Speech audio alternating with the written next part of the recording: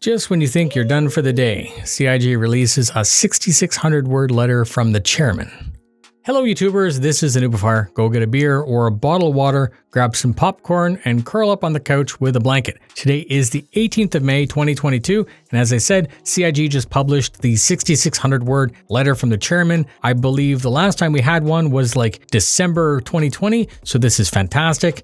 Call me salty, but the timing just before record-breaking sales does seem a little bit convenient, as no doubt things can be smoothed out before Freefly and Invictus. I know for sure that everything is full steam at the offices across the world, and I want to say thanks to the teams for their work. Let me break down the document, and I'm going to say that it's linked in the description if you want to have a better go at it yourself. We begin. Chris began by comparing 2022 to some sort of Groundhog Day.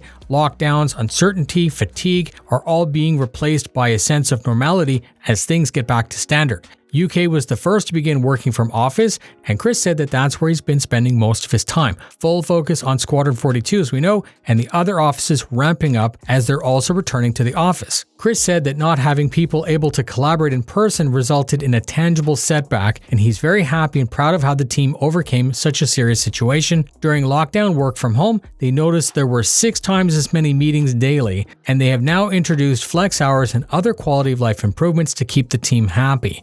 He's happy to open the Javelin for us this year and to have the Bengal traveling the verse. He continued with a list of additions, including Gas Tech, Xenothreat, Orison, Medical Gameplay, Inventory, Looting, Jumptown, and others. We've hit a record number of new citizens this year, and it wasn't mentioned, but I'm going to go on and say that going into this sale, we've already blown past all of previous funding records. He said that it's very easy for us veterans to take the progress for granted and reassured us that everything is being done to produce the game. He went on to speak about the scope and scale of the project, its complexities. He reminisces about Privateer and reinforces that this is going to be the game of our dreams. Grateful for our continued faith and salutations. The road for 4.0 began with the release of 3.0 all the way back in 2017, a big patch with Planet Tech front and center with shopping, missions, and cargo. He said that there are initiatives being worked on which will be as significant of a change. PES, or Persistent Entity Streaming, is the foundation that will allow server meshing.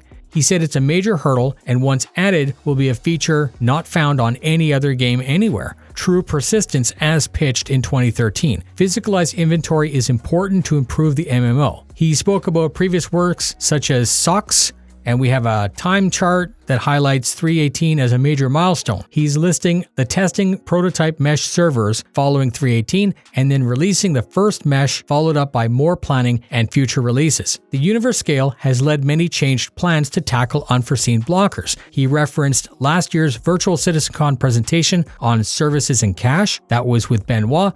He spoke about entity graft, replication layer, and a bit of a copy-paste to be honest. He said to create PES, they needed to create 12 new services, and for server meshing, there are only 4 remaining services. Again, no real timelines or dates. Persistent Entity Streaming is designed to be scaled as required. It has a team of 18 engineers, dedicated QA team, 4 producers tasked directly to it, and he reported that they had a functional, successful internal demonstration up and running last week. They were able to populate, kill, and recover the server. Everything worked as desired, with the systems remembering exactly where the test items were placed, which is fantastic news. The persistence spread all over the shards is the next step, and it sounds as if Chris is excited about the process, which you would expect. 3.18 will be approached in a different way because it has a much longer testing phase before live release. Testing might be a 3-month process, and players always expose unforeseen issues that need to be addressed. They're adding a density manager to call large piles of bodies and boxes that we create. This will all become the backbone for salvage, and he said that they're hoping to have 3.18 to live late in Q3. We just had a Star Citizen Live with Gen 12 and Vulcan team.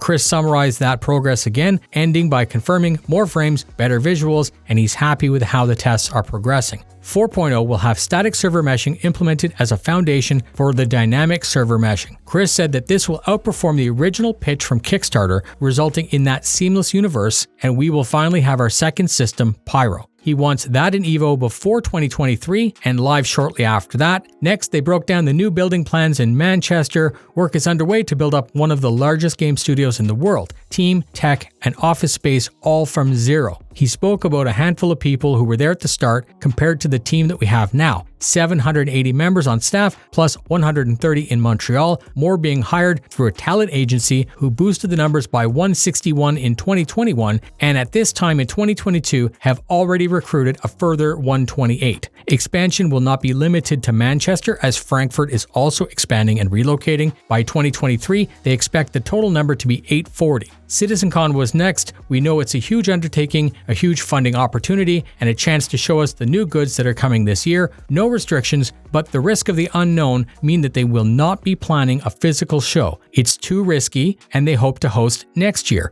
Bar Citizen is, however, still a thing, and we were reminded to check into Spectrum to see when the nearest events are being held, and Chris closed out by saying that he knows that we will be sad to hear that news. He hopes we understand, and the focus of maintaining a high development pace is his major focus. Invictus is just around the corner. We should see the start of meshing, salvage, physicalized cargo, Bounty V2, Hull C, Vulture, Corsair, and other things on the road to Pyro. The team is growing to meet the needs of this project, and without us, there would be no Squadron 42 or PU. So thanks from Chris. That's it. Nice to get a big info dump. I have it linked up if you'd like to read it. Thank you very much for spending your time with me. Sounds like some longer times ahead, so please remember to pace yourself and diversify your gaming when needed. Fly safe, and I'll see you in the verse.